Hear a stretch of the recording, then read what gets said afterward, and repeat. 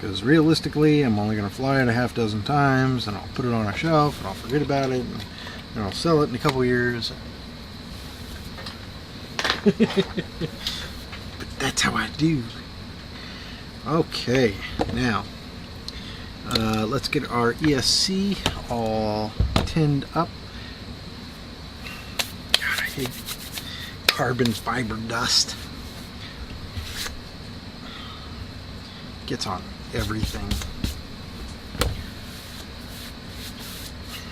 Gets in your skin. It's like toner. It's the worst. Alright. You shouldn't be breathing that. Yep, I know.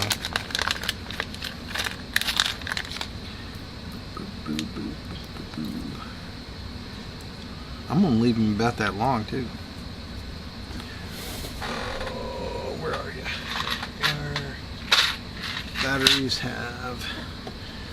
This is always a fun trick whenever you get an ESC. If you put the wrong connector on it, you know, good thing to do is to grab a battery and just say, oh yeah, that goes together, and then now you know.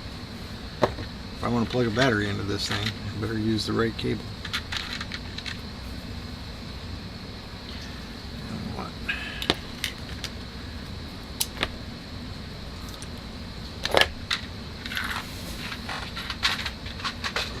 Cable, connector. Better use the right connector. Did I say connector? I don't remember. Whatever I said, it's probably wrong. Okay, let's go ahead and put this guy in the breech, and there. So we will mount this guy. Let's see. One is towards the, yeah, one.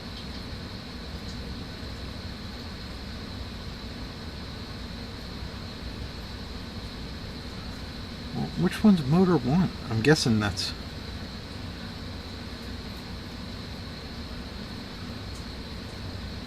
It should be.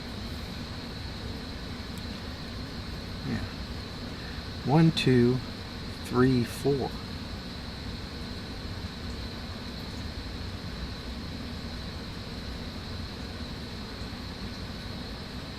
What the hell?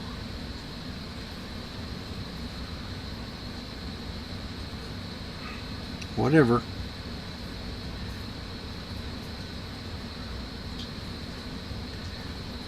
Let's put the pretty face up. What do you say? Clamp it in there, mostly. We're just tenning it right now. Get our solder. Wet the tip. Touch your pad. Solder on.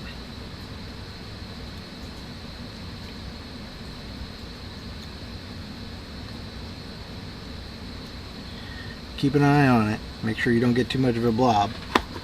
Clean it off. Wet it again. Onto the pad. Off. Yep. Put it away so you don't burn the shit out of yourself. Alright, spin it around. And again, it's set to about 400 degrees. Some like it a little hotter, some don't. Some like it cooler, but I don't like cold irons.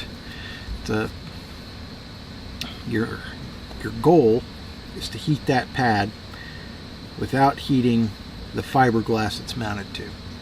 Okay? Without destroying the fiberglass it's mounted to. Right? That's what this is doing. Right? So you want to touch it to the pad. And off. Now see, that one I let the tip get a bit mucky before I did this because I was busy talking. So let's get back on it. Now that looks better. You can kind of see it's not a ball sitting on top, it's a hump. Alright, let's do it one more time. There we go. on and off.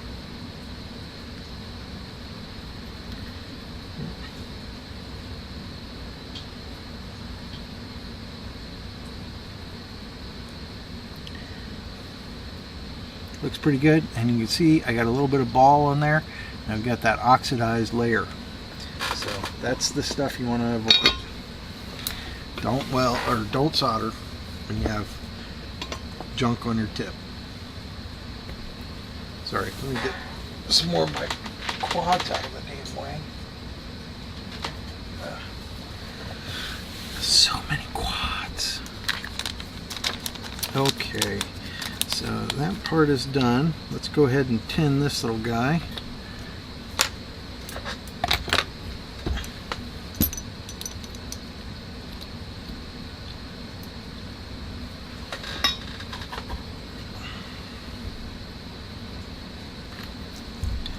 And wet the tip. Heat up.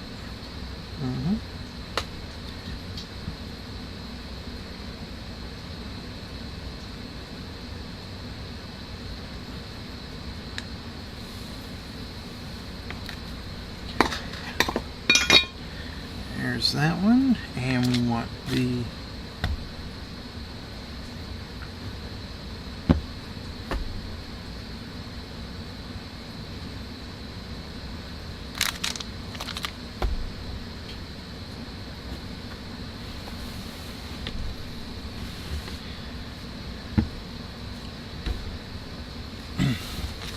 wow, you know, it's been a long vacation.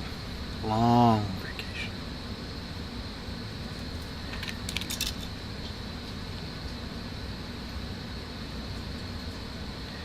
Alright, what we're going to do here is we're going to re-tin these tips, because this is almost certainly lead-free solder. And if you've ever tried to use lead-free solder, you know you need your iron to be like nuclear hot. See, even this solder doesn't want to stick to it. Get in there, lead.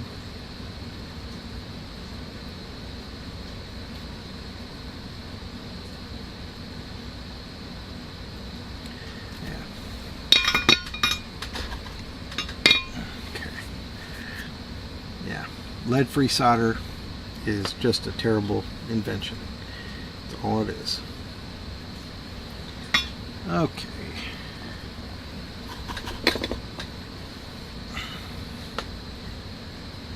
I mean, I get it. Lead is bad for you.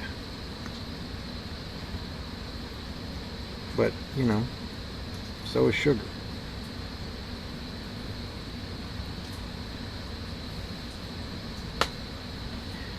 Alright. Positive to positive and negative to negative.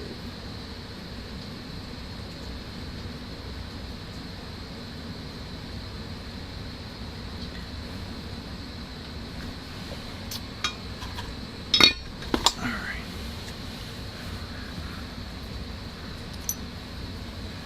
There it is. There's our connector. Run this guy down to there. Run this guy down to here.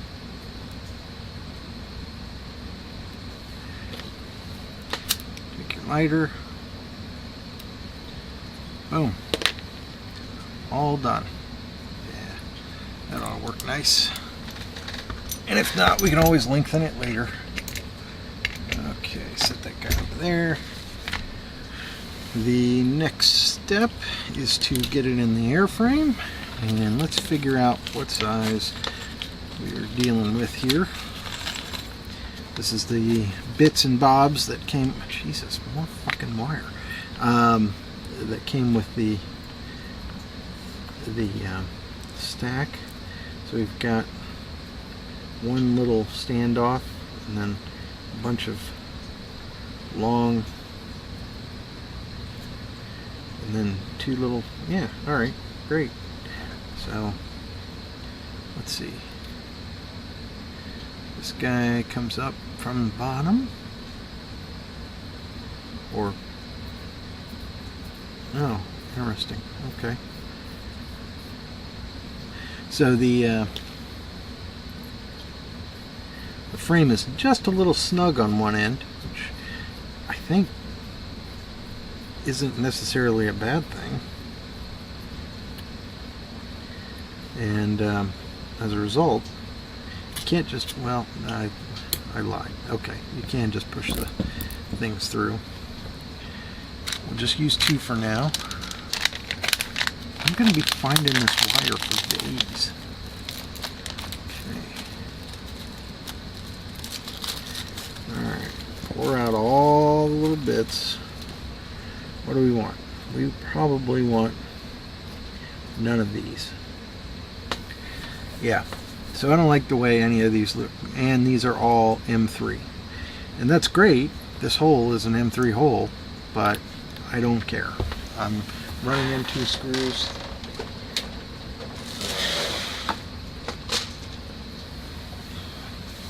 Luckily, I have printed out in the past, and shown on this channel before, these guys. And these are like 1, 2, and 3 millimeter standoffs, or something like that. They're probably not. I'm 2, 4, and 6, or whatever the hell it is. But I think that these guys will work much better.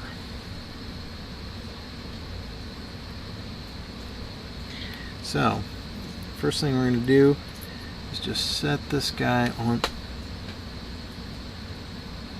and it's gone. That's alright. I think I actually want the slightly taller ones anyway. Set this guy on the board and just look to make sure that it stands proud of all the components on the board, and it does.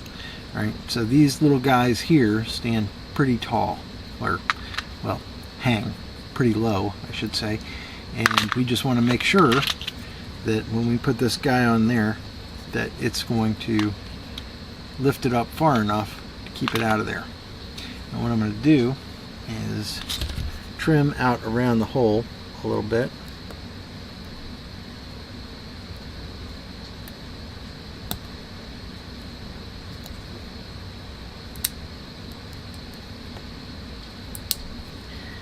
Just so that we're not fighting that.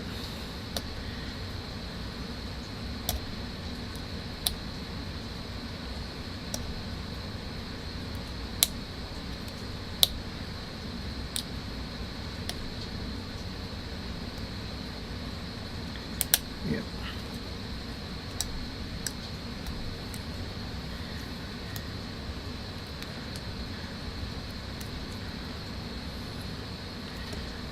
Gonna do all of them because no reason not to. Alright, blade, it might be time for a new blade.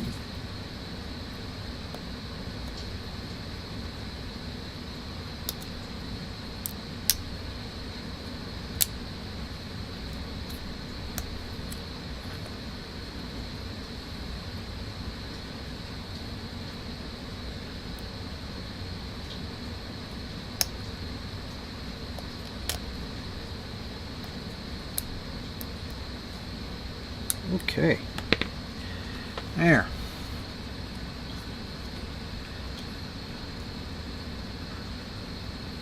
Yep, that'll work. And then we want to screw these down on here, like so. It's probably going to be easier to hold them, and then tighten the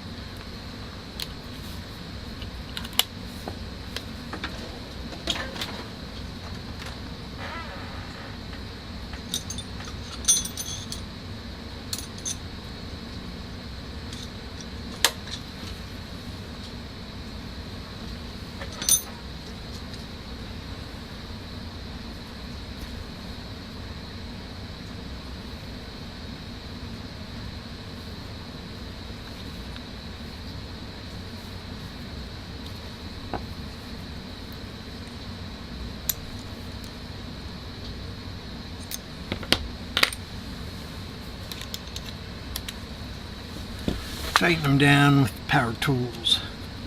Oh.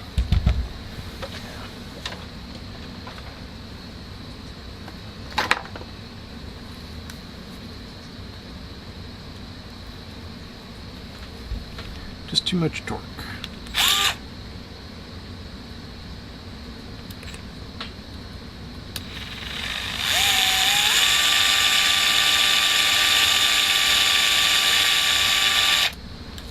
Okay, one down.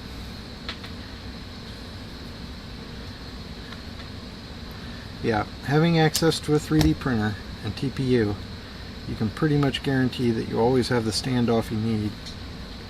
And it's a nice jelly mount rather than a hard nylon or plastic.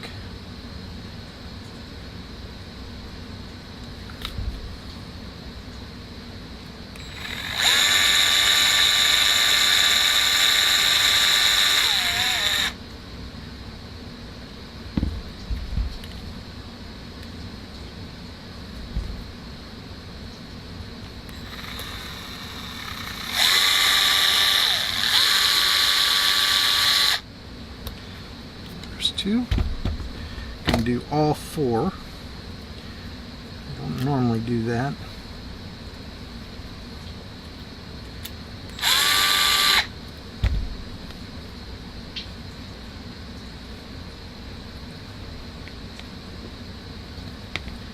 Okay.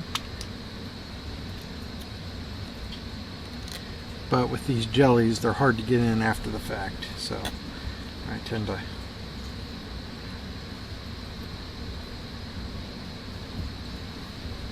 just kind of go with it.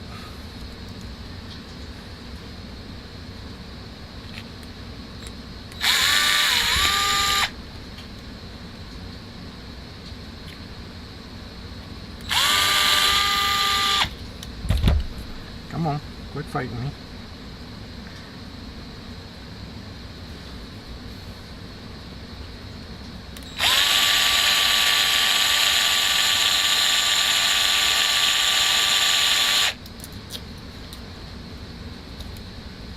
Okay.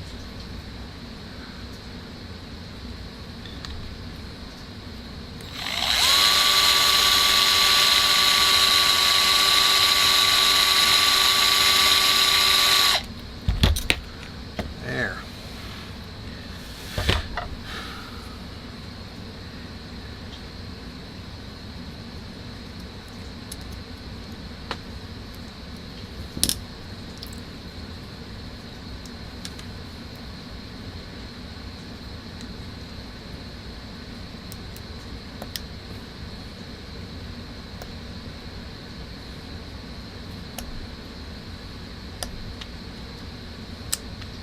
I don't know why Luminaire does this. This plastic is worthless.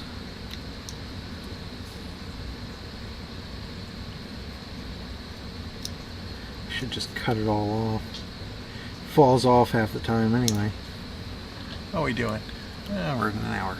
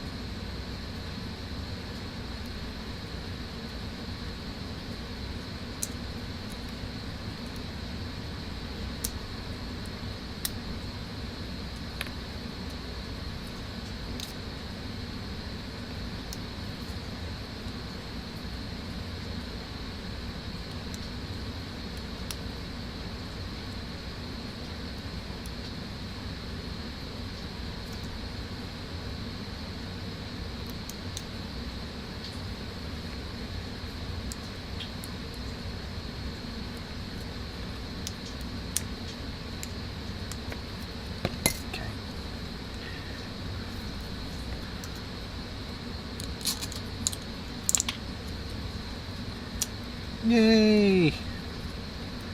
All right. Let's see if we got enough. Yep, we got just enough wire for the fronts. For the rears, we got plenty. All right. Let's get this soldered up. What is that?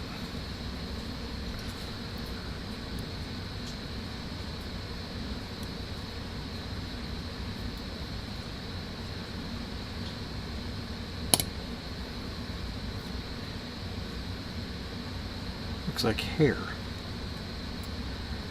Oh, plastic from the TPU.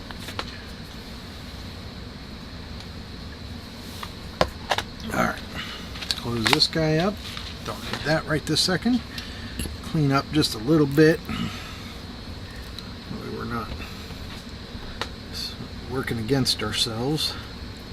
Yeah, I don't think I'm going to get to use this. I don't think I'm going to have enough room once I get the ESC on there. Or the flight controller, I mean. Yeah. So I'm happy with that, but alright. Let's get all these wires sort of tucked under, out of the way. And do these guys. So we want this to come up and over and up. And we want about this.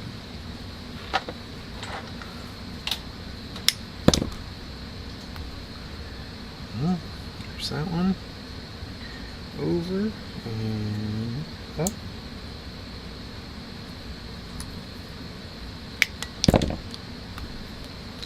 Okay.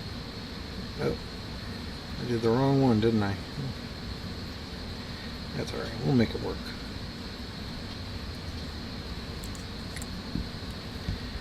And up. Yep. I'm gonna get this guy done today. I hope. Alright, get these guys tinned.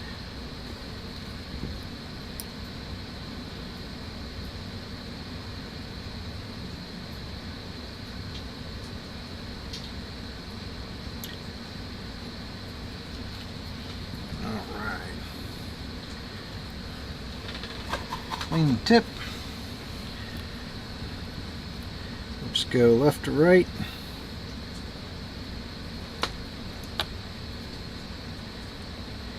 Okay. Hold it in place. Touch down. Off. That's in there. Want the middle one next. Hold it in place. Come down. And off. Give it a little tug, make sure it's snug. Alright, now this last one, the one I probably cut too short. Hold it in place, come down.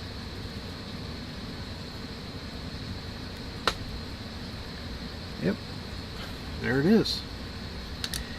We're done. Well, we're not done.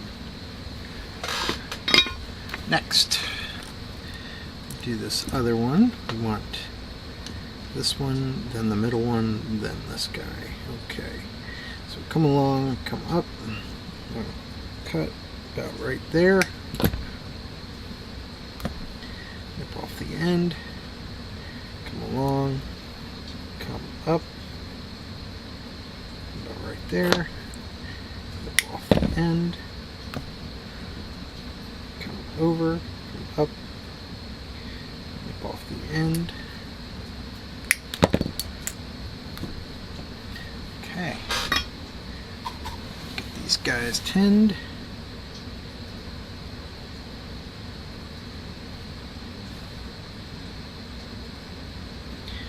Yeah, this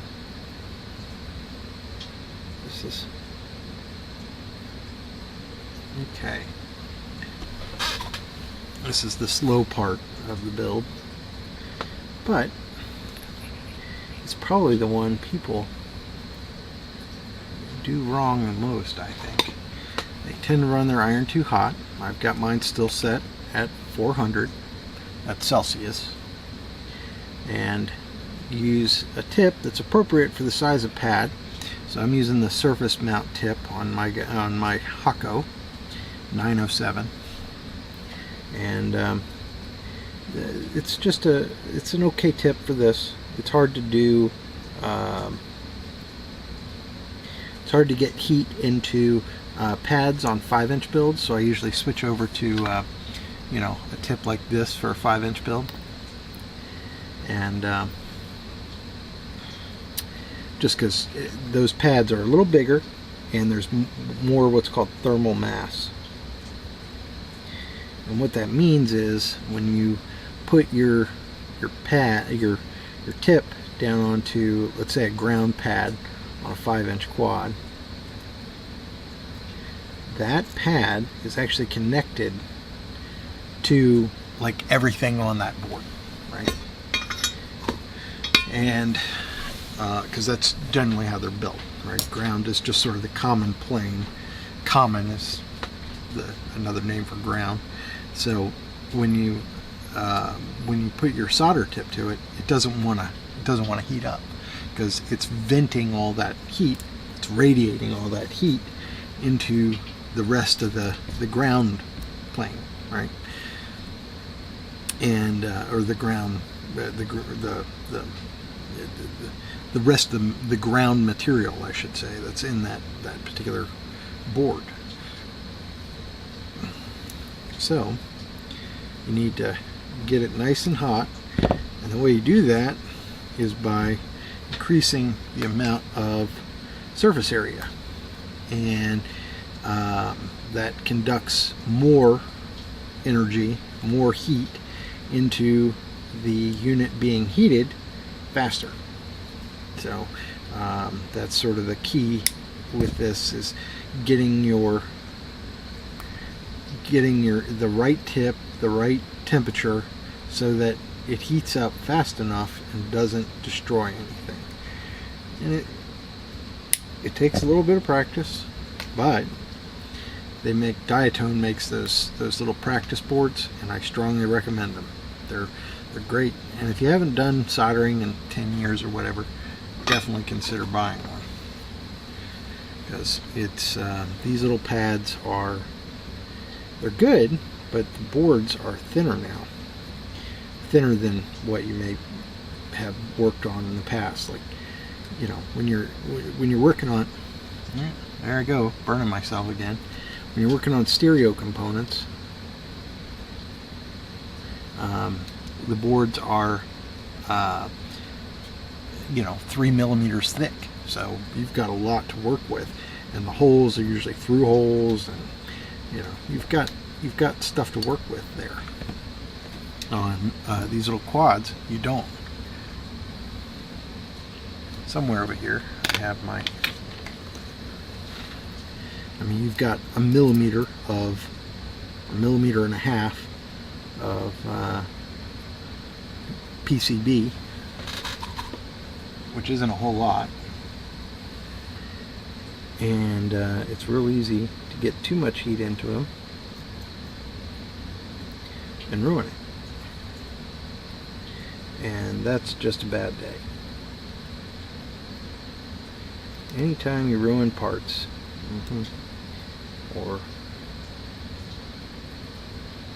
do something silly,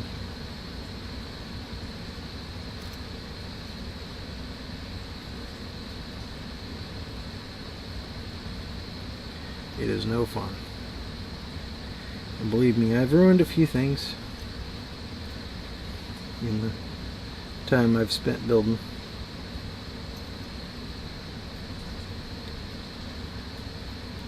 But yeah, that's it right there.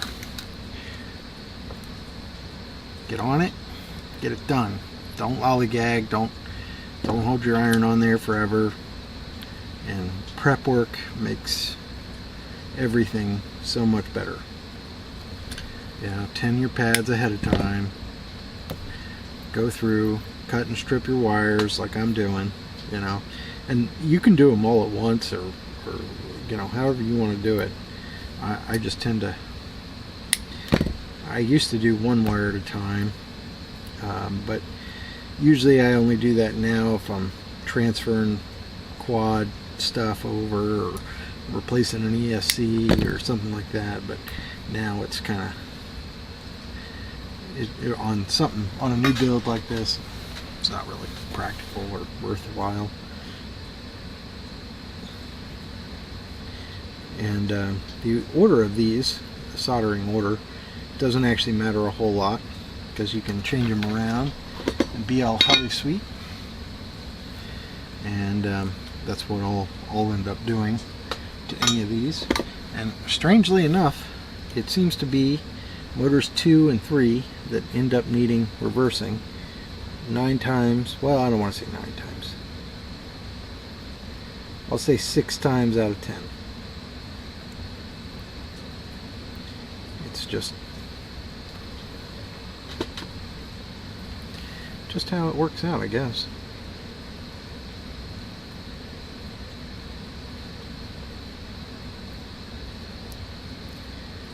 And I guess that makes sense, 1 and 4 turn in the right direction. So maybe I should just take a cue from that. Swap the wires on 2 and 3 once in a while. See if I nail it. Alright. Okay, there's our quad wired up for our ESC. We've got our power cable on there, and this is actually a good stopping point. So we're gonna stop here, and when we come back, we'll get the flight controller wired up for crossfire and the ESC and everything else, and then we'll finish it up. Thanks for watching.